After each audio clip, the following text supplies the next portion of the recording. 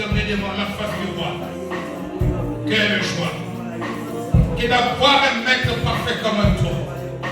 Quelle joie que d'avoir été élu par toi. Tu mérites plus. Tu mérites notre révérence. Tu mérites notre exaltation. Le Dieu capable. Le Dieu tout-puissant. Le roi glorieux. Le créateur de toutes choses. Tu mérites plus que ce qu'on te donne. Tu mérites, Seigneur, toute la consécration. Tu dis à ta parole que sans moi vous ne pouvez rien. Seigneur, sans toi, où est-ce que nous serions? Dans les noirs, dans les ténèbres. Mais tu as manifesté cet amour incroyable que tu es le seul à manifester. Ton Fils unique, le Christ, Jésus, il est monté sur la croix alors que nous étions des rebelles. Nous étions perdus dans le péché. Quel amour! Un amour réel. Un amour parfait. Un amour qui ne réclame rien. Voilà pourquoi nous te disons de tout cœur merci. Parce qu'auprès de toi, tout est grâce. Il n'y a aucun mérite à nous, Seigneur. Ce n'est pas parce que nous venons au culte. Ce n'est pas parce que nous chantons, non. Nous prêchons, non. Nous sommes l'émanation de l'amour parfait de Dieu. Merci, Seigneur.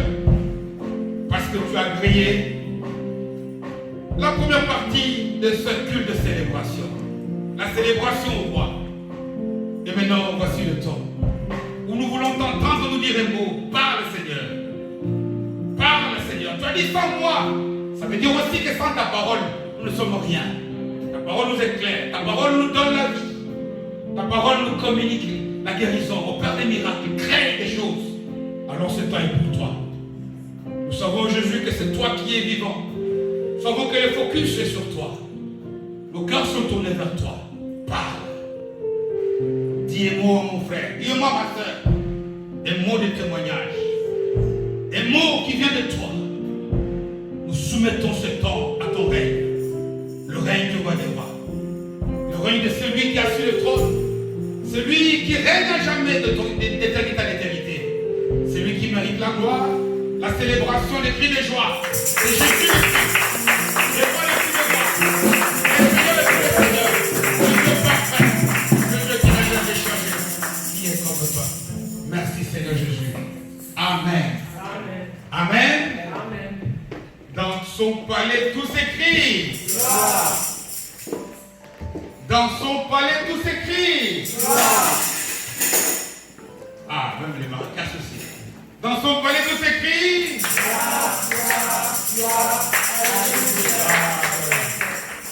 Si tu aimes Jésus, t'appelles mère. Si tu aimes Jésus, t'appelles mère. Si tu aimes Jésus, si tu aimes Jésus, si tu aimes Jésus, dis Amen. Amen.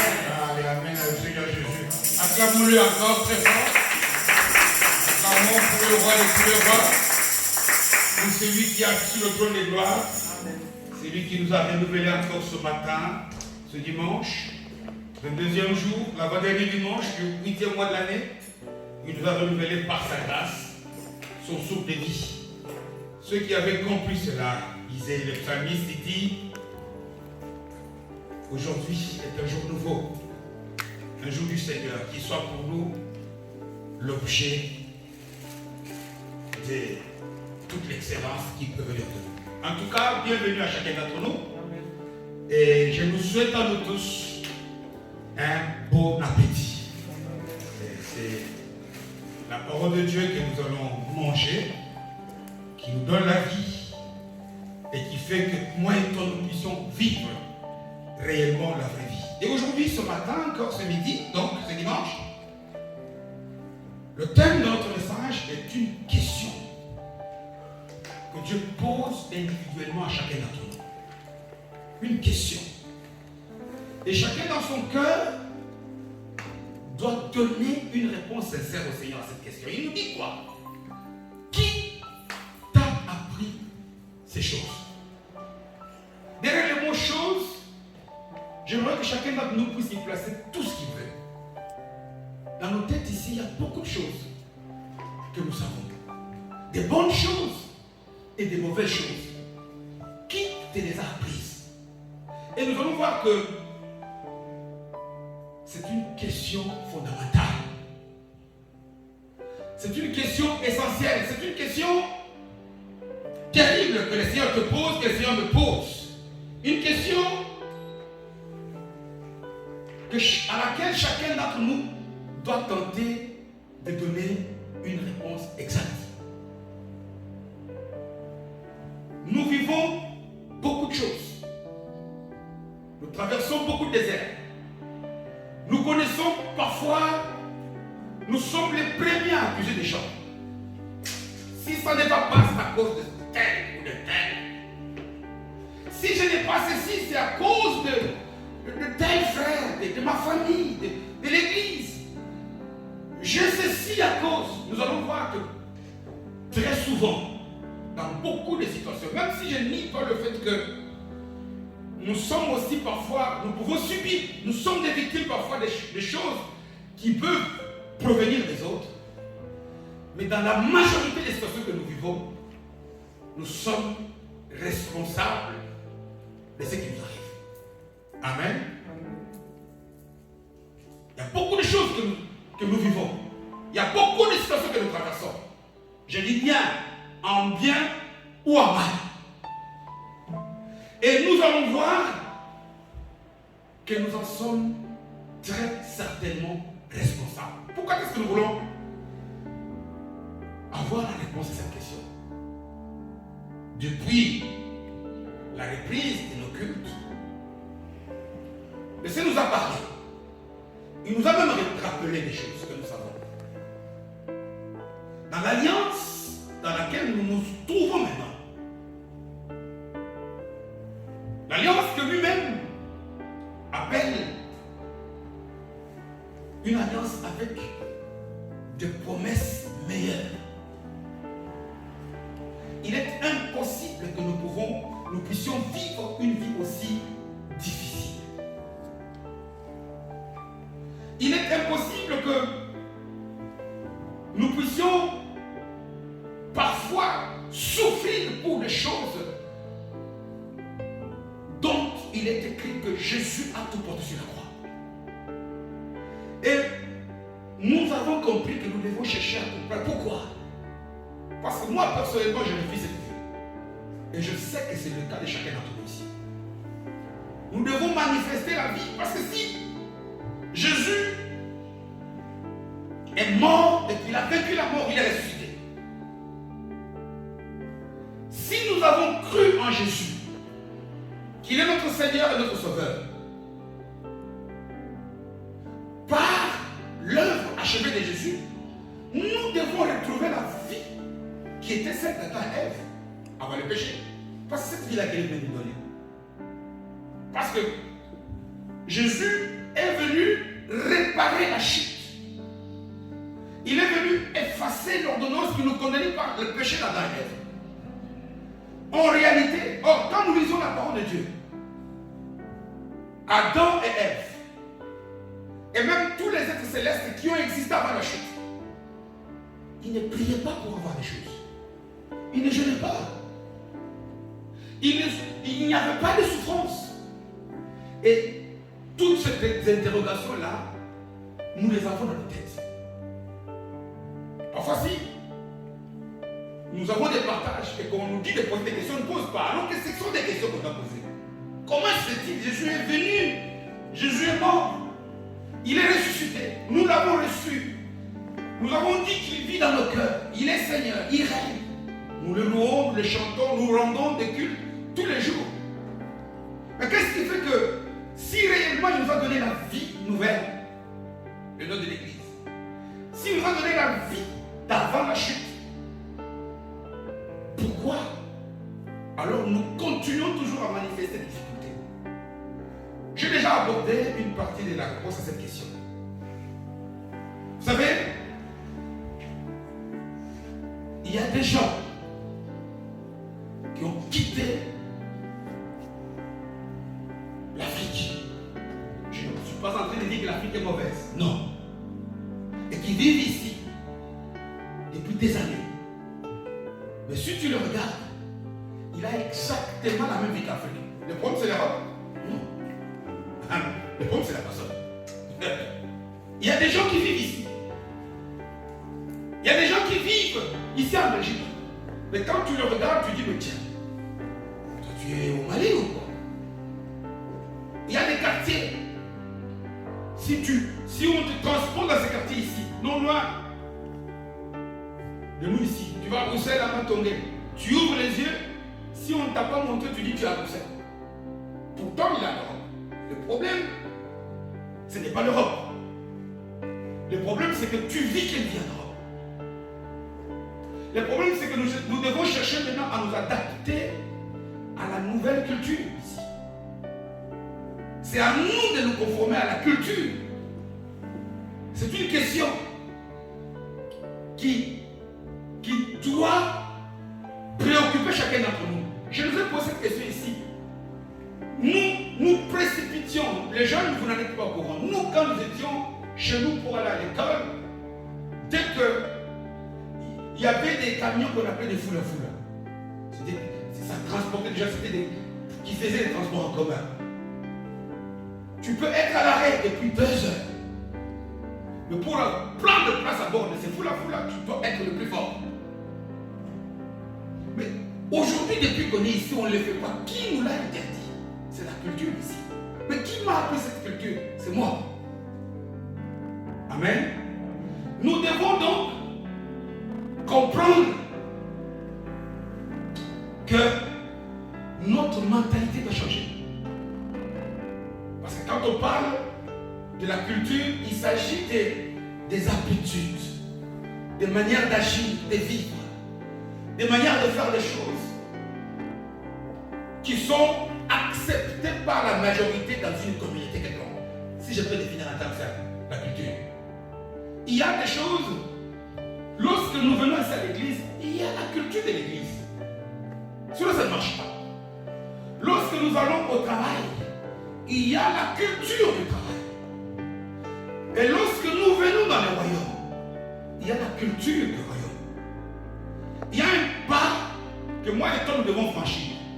Si nous commençons à acquérir cette culture, nous n'allons pas prier pour avoir des choses. Je l'ai dit, les anges aujourd'hui, les chérubins, tous les êtres célestes, même les gens tels qu'Abraham, Moïse, dont nous avons les témoignages dans la Bible, notamment dans Matthieu 17, qui sont avec Jésus, ils ne prient plus. Ils ne souffrent pas, ils ne doivent pas jeûner 40 jours. Nous sommes des gens qui devons arrêter, changer les choses. Nous sommes des gens qui devons... Mais le problème, c'est une question de culture. Une question de mentalité. Et nous allons voir aujourd'hui, pour commencer à changer de culture, la toute première question que nous devons, à laquelle nous devons répondre, c'est cette question que le Seigneur nous pose aujourd'hui. Qui t'a appris ce que tu sais? Tu sais beaucoup de choses. Tu as beaucoup d'informations parce que la source de tout vient de là. Regardez, nous avons lu le dimanche passé. L'apôtre Paul, Philippiens chapitre 3e, il faisait des tas de choses, comme toi et moi. Il a eu des grands diplômes. Il a suivi tous les rites du judaïsme. Mais c'est juste au moment où il a compris que non. Ça, c'est la culture d'avant. Il a maintenant commencé à travailler pour la culture nouvelle que la vie de cet homme a changé. Lui ne priait plus pour avoir des miracles. On dit que même son homme guérissait. Et nous sommes appelés à ça. Amen. Et nous sommes donc appelés à voir des sources, des choses que moi et toi, nous n'avons pas été à l'école ici pour apprendre la mentalité des pays, des régions dans lesquelles nous vivons aujourd'hui. Tu vas aller dans des pays tels que l'Allemagne. Tu sais, non, ici tu ne fais pas ça. Personne ne te l'a dit. Vous savez, il y a un exemple, c'est par là que je vais terminer mon introduction. Les gens qui conduisent des voitures. Quand tu conduis la seule chef ici est chauffeur, elle est un bon chauffeur. Quand tu fais à quelqu'un ce qu'on appelle en français appel de phare, vous savez ce que ça voudrait dire? Tu fais à quelqu'un comme ça. Ici, ça voudrait dire quoi? Tu dis à quelqu'un passe, tu lui sais le passage. Si quelqu'un se dit que moi j'ai la priorité, je vois quelqu'un, quand je lui fais des appels de phare, je lui dis passe, je te cède ma priorité. La même Kokomo, si tu fais ça à quelqu'un, ça veut dire moi je vais passer. Donc si je fais ça, ça veut dire toi arrête-toi. Si tu prends cette culture, tu viens ici, tu fais des accidents. Voilà pourquoi nous avons des accidents. Est-ce que vous comprenez ce que je veux dire? Nous devons apprendre les codes de conduite de la vie nouvelle ou bien de la communauté nouvelle dans laquelle nous faisons maintenant. Et nous allons, en répondant à cette question, comprendre la première source. La réponse à cette question est la première source qui va te permettre d'acquérir la nouvelle culture, la nouvelle mentalité. Mais avant toute chose, nous allons donc tourner au début. Parce que nous voulons apprendre de ce qui se passait au début. Nous voulons manifester la vie d'avant.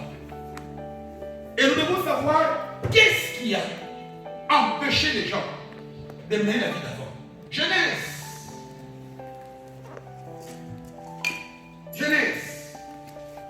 chapitre 3e, le 3e chapitre. Ça c'est très facile.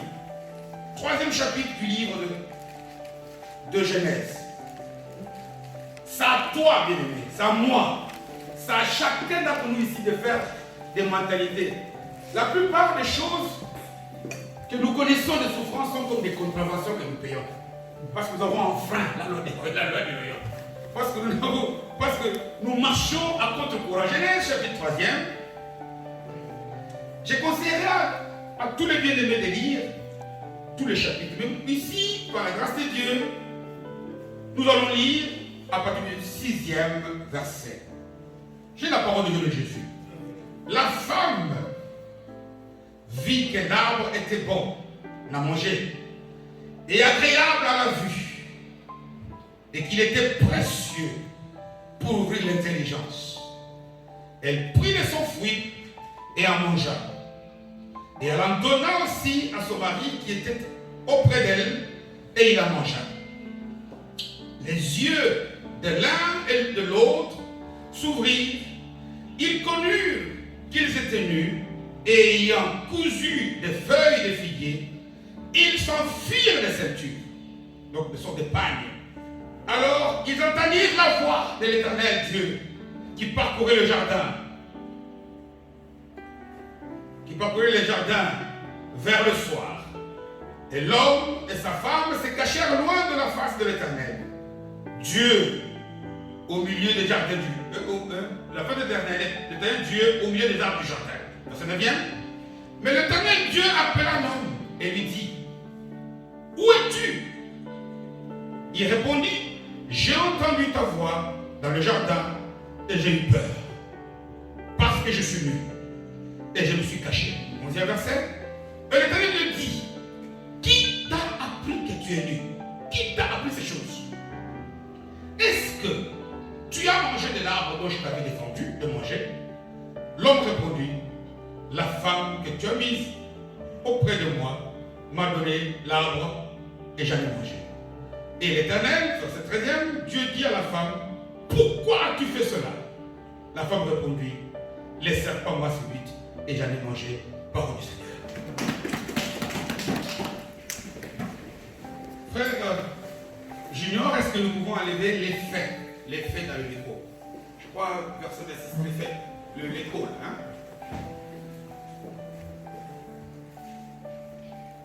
Qui est tout seul. Non, il est tout seul. Voilà. Voilà, que Dieu le bénisse. Merci beaucoup, parce que ça me revient un peu dans le moniteur. Que Dieu le bénisse. Qui ne connaît pas cette histoire? Tout le monde connaît cette histoire. Et ici, lorsque nous prenons le tout dernier passage de la revue, donc le verset 13e, il résume ce qui te tue, ce qui me tue, ce qui tue les enfants de Dieu aujourd'hui. La séduction. Amen. Écoutez la réponse de j'ai lu le verset 13e. Et l'Éternel Dieu dit à la femme, pourquoi as-tu fait cela? La femme répondit, le serpent m'a séduite et j'en ai mangé. Le mal des chrétiens aujourd'hui, c'est que nous sommes toujours, bien qu'il y ait Jésus dans nos cœurs, victimes de ce cancer. La séduction est pire que le coronavirus, croyez-moi. Amen. Là, un jour, Corona ici va passer. On parlait il y a des années, vous n'étiez pas nés, peut-être que vous étiez des enfants, d'un virus, le VIH, qui donne le sida. Aujourd'hui, pour vous, quand vous en parlez, ça paraît. Il y a eu des époques où tout le monde avait peur. Parce que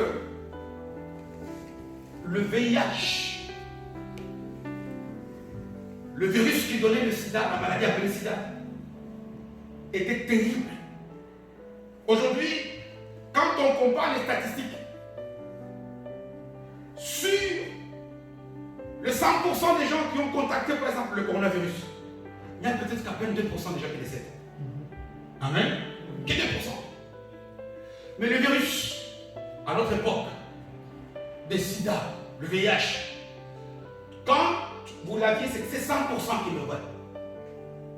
Donc tout le monde qui avait, à une certaine époque, tout le monde. Donc maintenant au moins, tu peux, moi je connais des tas de gens, peut-être que vous en connaissez vous aussi, qui sont passés par, à tel point même que, quand on voit que, effectivement que maintenant il y a même une résurgence des cas, mais ça tue encore moins que ce que ça a tué là. Il va y avoir un jour où le SARS-CoV-2, comme on l'appelle, donc on l'avait vu ici, va passer, comme est passé le sida, qui était terrible, qui faisait peur à tout le monde. À notre époque, tu as même la grippe. Tu vas chez le médecin, il te fait une prise de sang. Tu auras la réponse dans une semaine, tu maigris. Parce que tu jeûnes, est-ce qu'il va me dire que j'ai le sida? Parce que tu es condamné à 100% mourir. Aujourd'hui, le sida est devenu une maladie, comment on l'appelle, comment on dit, une maladie comme la tension, hein, comme la maladie avec laquelle on peut vivre. Amen. Comment on appelle ça? J'ai oublié le français. Pardon? Non. Une maladie comme la tension. Les gens qui ont la tension, elle est là, mais ils peuvent vivre. C'est devenu comme ça. La même chose aussi que. Mais il y a un virus, je parle de ça, qui a tué depuis. Vous savez, le chapitre 3e ici. Soyons concentrés. Très important. Parce que j'aimerais que les gens commencent à parfois dire priez pour moi. Ça c'est du travail qu'on va prier pour vous. Tout le monde va changer la vie pour qu'il n'y ait pas de soucis. Amen. Vous savez que parfois quand on demande aux gens priez pour moi là, il les faut, c'est du travail. Le temps, il faudrait que nous puissions être dans le temps pour adorer, pour louer. Pas que pour. Il y a moyen de vivre cela. Et il y a un virus qui s'appelle la séduction. Qui a tué. Nous sommes ici au commencement de la vie. Moi je me demande, peut-être que la Bible n'aurait eu que 2 chapitres seulement. Peut-être 3. S'il n'y avait pas eu. Pourquoi? Parce que ce chapitre que nous venons de lire ici, le 3e, c'est le chapitre, donc Dieu crée au chapitre 1er, il crée tout, et le chapitre 2, et Dieu aussi donne le plan qu'il a pour toute la création. Et au chapitre 3e, tout s'arrête.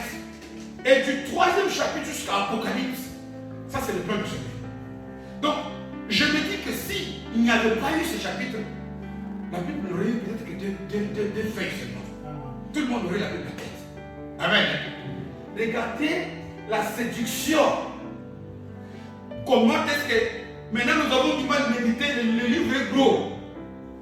Tout simplement parce que du 3e chapitre jusqu'à la fin, ça c'est le plan que Dieu met en place pour que nous puissions revenir comme dans son plan originel. Amen. Et ce qui a fait tuer les gens, c'est quoi? C'est la réponse qu'Ève donne. La séduction. Beaucoup de gens, je l'ai toujours dit ici, parfois ils croient que quand le diable va venir l'attaquer, il va voir un être monstrueux, avec 4 têtes, avec des yeux gros, qui va te dire tue. Non. Le diable passe pas. Vous savez ce que ça veut dire la séduction? La séduction, dans des termes simples, veut tout simplement dire adopter une stratégie qui va faire que tout ce que tu dis à l'autre, il puisse voir comme c'est à ton avantage, alors que ça va le détruire. Amen. Voilà la séduction. Quelqu'un vient, il veut t'escroquer l'argent. Mais il vient avec des fleurs. Il sait que la seule place adore, quand tu donnes à la seule place des fleurs, ce jour-là, même si c'est 10 000 euros, il va te donner. Amen.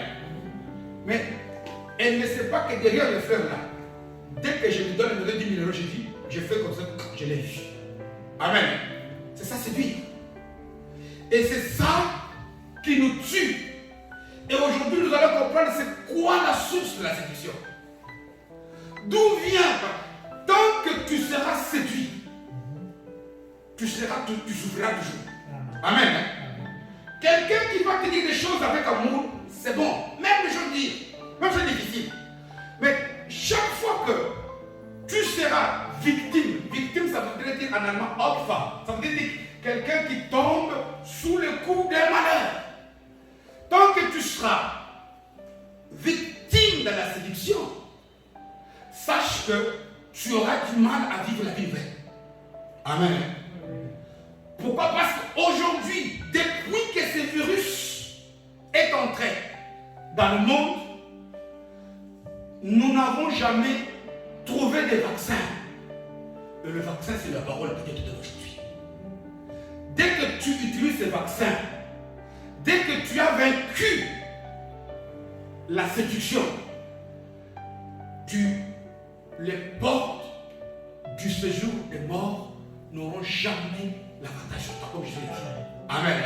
Parce que Jésus dit l'église a été bâtie sur la parole pour que tout ce que l'église fait ici soit l'équivalent de ce qui est fait au ciel. C'est-à-dire qu'au ciel, on fait, nous sur terre, on fait quoi? On fait. C'est-à-dire qu'au ciel, il y a la joie, nous sur la joie, il y a quoi? Il y a la joie.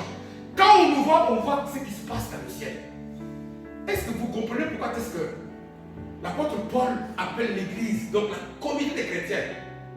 Vous êtes des ambassadeurs. Un ambassadeur est le représentant de son pays dans un pays étranger. Nous sommes censés prouver au monde la vie du ciel. Mais malheureusement, nous sommes, à cause du virus de la séduction, toujours victimes de la vie de la terre. Amen. Un diplomate, quel qu'il soit, de n'importe quel pays, qui vit à l'étranger, une mauvaise vie, il risque d'avoir des problèmes. Et nous avons des problèmes parce que ce virus, pire que le VIH, pire que le SARS-CoV-2, pire que tous les virus qu'on connaît, est en train de détruire le monde. Il a failli détruire beaucoup de héros, y compris même quelqu'un comme Paul. Quand tu dis ces choses-là, la vite, les choses qu'il dit que je les vois comme la boule, il était tombé dans la séduction de ces choses-là. Il y a un lieu que moi et toi nous puissions faire des efforts pour sortir de ça. C'est très important. On raconte dans la parole de Dieu ici l'histoire d'une personne connue, il fut juge. Dans le livre des juges d'ailleurs. Il s'appelle Gédéon. Vous connaissez pas? Cet homme, il fait partie du peuple de Dieu. Mais ce peuple connaît des calamités terribles. Il y a une qu'on appelle les Madianites, les gens de Madian. C'est-à-dire que ce peuple-là, c'était des agriculteurs et des bergers. Et lorsqu'ils avaient semé, ils sèment, ils souffrent, ils labourent, ils font beaucoup de boulot. Juste au moment de la récolte, les Madianites arrivent, ils leur disent, hey, quittez, eux ils fuient dans les montagnes, ils bravent tout pendant 7 ans. Un jour, l'ange de l'Éternel, donc l'apparition, les manifestations de Dieu dans l'ancienne alliance, au moment où il ne vivait pas dans le cœur, il vient, il voit ses héros là, Gédéon. Pourquoi l'histoire, n'est-ce pas? Il lui dit, maintenant je suis venu vous délivrer. Va. Aujourd'hui tu vas vaincre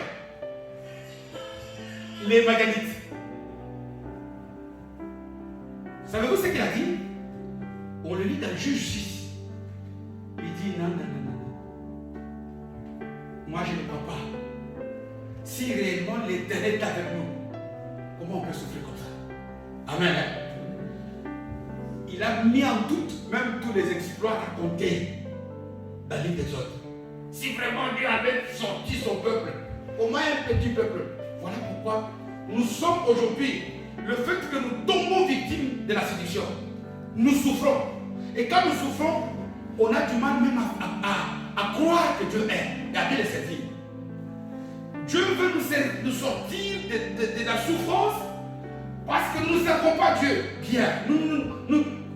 On prêche ici, on écoute des choses, par là ça sort, parce qu'on est devenu comme Gédéon. On dit, si ces choses étaient vraies, pourquoi est-ce qu'on passe ici? Amen. Mais le problème, ce n'est pas que ce n'est pas. Pourtant, c'était vrai. Le problème, c'était Gédéon. Le problème, c'est moi. Le problème, c'est toi. Le problème, c'est nous. Amen. Et dans le texte ici, tout le monde connaît l'histoire. Dieu crée tout. Les cieux, la terre, les animaux. Et il crée un être parfait. Il crée un être parfait. Savez-vous, le jardin d'Éden, ça voudrait dire jardin de délices. Si vous lisez le premier et le deuxième chapitre du livre de la Genèse, vous allez voir un peu comment cet homme pouvait être intelligent. Regardez que quand Dieu dit à Adam, toi tu donnes les noms à tous les animaux. Savez-vous combien d'animaux il y a? Si aujourd'hui toi tu appelles le coronavirus, Adam a déjà donné, c'est pas toi, c'est Adam qui a donné. C'est lui qui a baptisé tous les animaux. Mais il n'a pas dit, oh là là, Dieu, tu me donnes, tu m'as donné. Aujourd'hui, si on te donne à faire 5 tâches, oh Dieu. Mais quand on a dit à Adam, nomme tous les animaux, Adam l'a fait. Ça voudrait dire quel niveau d'intelligence cet homme avait. Regardez un peu, Adam et Ève, dans quelle situation ils étaient. Quand on veut ces informations-là, c'est pas pour nous montrer, c'est parce qu'il a donné les noms, il a donné la vache. D'abord, inventer tous ces noms. Si je te dis, toi, ici, invente des noms de 5 choses ici, tu vas te fatiguer. Tu vas commencer à faire la même chose. C'est pour nous montrer comment est-ce que cet homme était bien. Il vivait bien. Il ne pouvait pas. On dit que chaque soir, Dieu lui-même venait dans le jardin, se rendre compte de comment ils étaient, comment ils vivaient.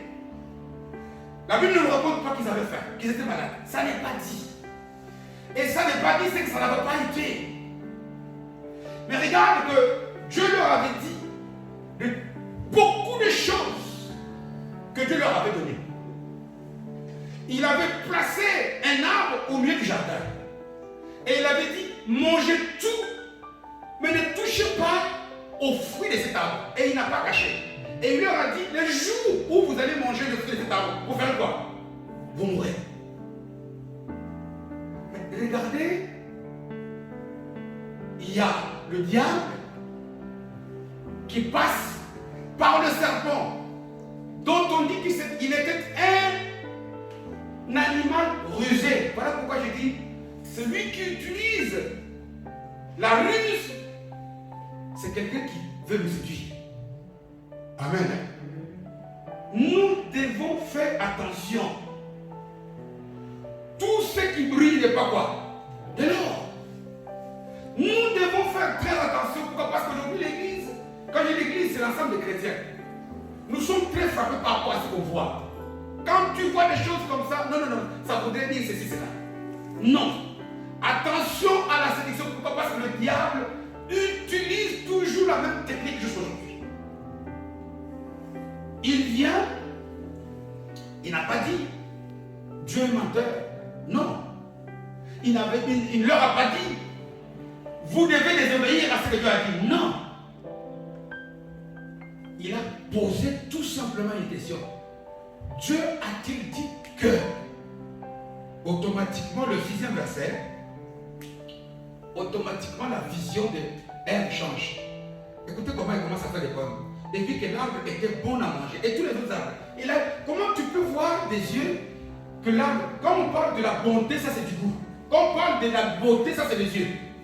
Quelque chose de belle, enfin quelque chose de beau, c'est quelque chose. Quelque chose.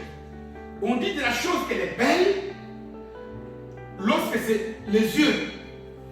Mais on dit de quelque chose que c'est bon, là c'est dans la bouche.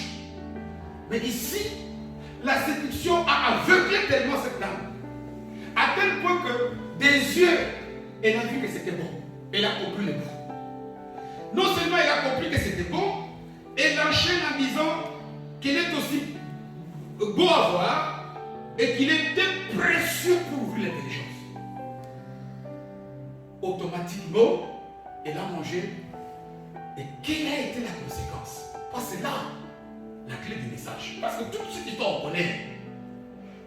Moi, ce qui m'étonne, c'est quoi? C'est que quand Dieu vient, il pose la question. Adam, où es-tu? Moi, cette question, je me la pose toujours. On dit que Dieu est omniprésent. C'est ce qu'il dit. On dit que Dieu est omniscient. Omniprésent, ça voudrait dire que Dieu est partout en tout temps. Même si Dieu n'agit pas partout, je l'ai déjà dit ici. Il y a des endroits où il agit. Mais il est omniprésent. Dieu est partout. Le même Dieu qui est ici avec nous, il est partout dans le monde. On dit aussi qu'il sait toutes choses. Il est omniscient. Il pose la question à toi. Où es-tu? Voilà pourquoi moi, je comprends que ce qu'il veut lui demander, c'est que tu... Où en es-tu? Quand tu as dit à une personne, ne fais pas ça. Ne fais pas ça. Parce qu'il y a des mauvaises conséquences. Les jours où il va le faire et qu'il connaît les mauvaises conséquences, tu lui diras, où en es-tu maintenant? Où est-ce que tu en es? Parce que la preuve, c'est que il devait savoir ce qui s'était passé. Parce qu'il était non loin d'Adam. Pourquoi? Parce qu'en me disant où es-tu, Adam me répond. C'est qu'il savait où il était. Mais il enchaîne avec la seconde question. C'est la question sur notre message d'aujourd'hui. Qui t'a appris que quoi tu es nu? Donc, l'origine de tout ce qui nous arrive a pour origine ce que nous avons appris. Amen. Si on te demande aujourd'hui de décrire la Chine, tu n'as jamais rien appris sur la Chine, tu diras rien. Nous allons comprendre pourquoi est-ce qu'à de multiples occasions, si nous lisons l'évangile, Jésus met les chrétiens là. Faites attention à quoi? Frère Roger aime beaucoup ça. À ce que vous faites quoi? Faites attention à ce que vous entendez. On ne peut pas s'empêcher d'attendre. Tant que tu vis, tu entendras toujours des choses. Amen. Tant que tu vis, tu entendras toujours des choses. Parce que quand je dis entendre, ce n'est pas tout simplement la voix audible. On entend chez les médecins. On entend, tu ouvres ta boîte aux lettres le matin, tu regardes rien que la couleur. de l'enveloppe, tu reçois beaucoup de messages dans ta tête, dans tes oreilles. Jésus nous dit, fais attention à ce que tu entends. Pourquoi? Parce que ce qui pénètre tes oreilles, ce qui va dans tes oreilles, ce qui pénètre tes pensées, c'est ça qui va te déterminer ton comportement. Amen. Regardez, tant que ces gens étaient nus, quand ils n'avaient pas entendu, ils ne s'en étaient pas rendu compte. Mais étant donné qu'ils ont entendu une parole, automatiquement ça a crié, il dit, Adam répond à Dieu, il lui dit quoi? J'ai entendu ta voix, j'ai fait quoi? J'ai eu peur. Automatiquement, la conscience, l'âme de l'humain est entrée en activité. La peur, les sentiments, parce qu'automatiquement, il prend conscience du fait de sa nudité. Ça crée en lui le sentiment de peur. Ça crée en lui le sentiment de culpabilité. Ça crée aussi en lui même le sentiment de fuite. D'aller se cacher. Pourquoi? Tout simplement, non pas parce qu'il a mangé, parce qu'il a entendu. Avant de manger, il faut entendre. Et le fait que cet homme a entendu ce qu'il ne fallait pas entendre, voilà la raison pour laquelle tout a basculé. Nous voulons beaucoup entendre. Nous entendons beaucoup. Aujourd'hui, ce que Dieu veut te dire, c'est ce que Dieu veut nous dire. Nous devons faire attention à ce que nous entendons. Voilà même la raison pour laquelle le livre de Romains, chapitre 10e, verset 17e. La foi, c'est quoi? La foi vient de quoi? C'est qu'on a donc le fait d'accepter, ça ici, on parle de la foi en Dieu. Mais aussi la foi négative. L'incrédulité vient de ce qu'on a entendu. Aujourd'hui, beaucoup de gens nous sont victimes des choses qu'on a entendues. Au lieu d'entendre ce que Dieu a dit, nous voulons entendre ce que le médecin a dit. Nous voulons entendre ce que les circonstances te disent. Dieu ne nous dit pas de marcher selon les circonstances. Parce que nous n'avons pas évité d'entendre des voix. Ici, je ne suis pas en train de dire que nous devons prendre nos cotons pour mettre dans les oreilles et ne pas entendre. Non, c'est impossible. Le problème, c'est que nous devons faire attention à deux choses que Jésus nous a conseillées. À ce qu'on entend, mais aussi à la manière que nous entendons. Lorsque nous ne sommes pas capables de faire le tri et le bon tri, nous sommes foutus.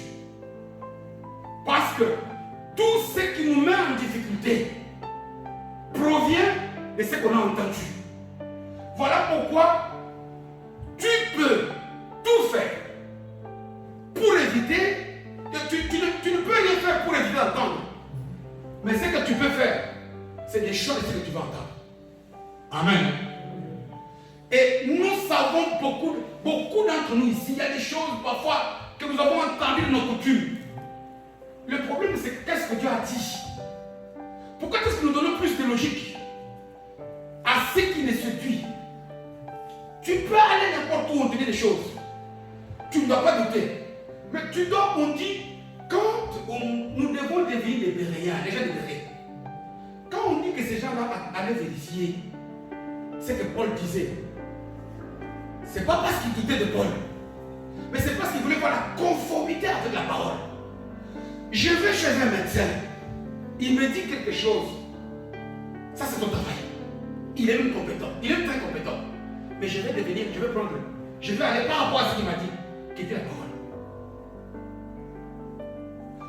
Ici, parce que ce qui vient, l'ennemi passe comme il est rusé, il va passer par un canal pour nous séduire.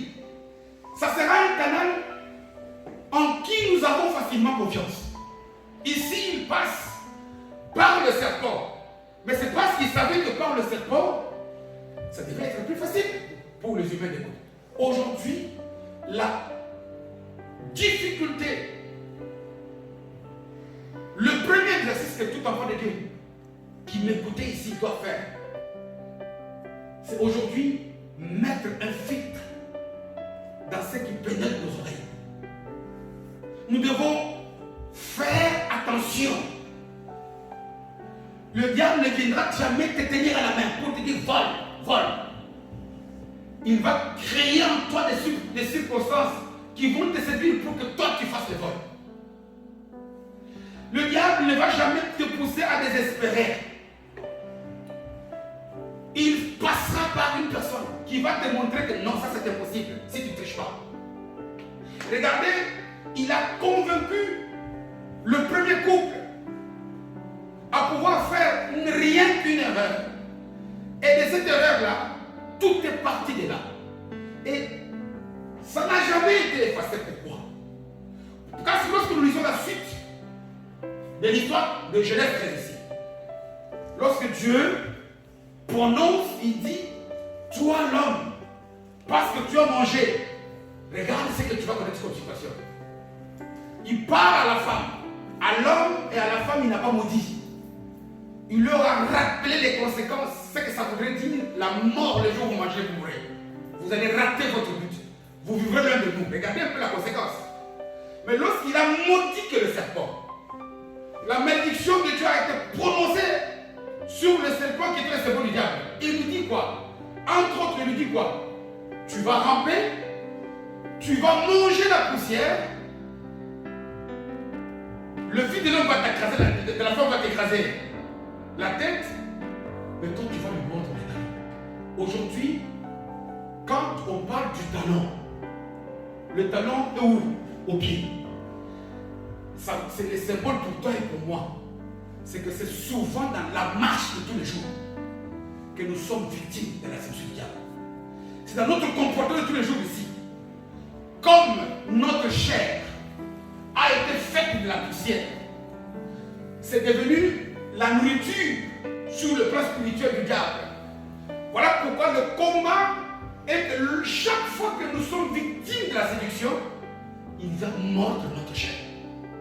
Et quand on parle de la chair, c'est ici dans tous nos sentiments, dans toutes les émotions que nous-mêmes on a provoquées. Je suis en train ici d'insister sur une chose.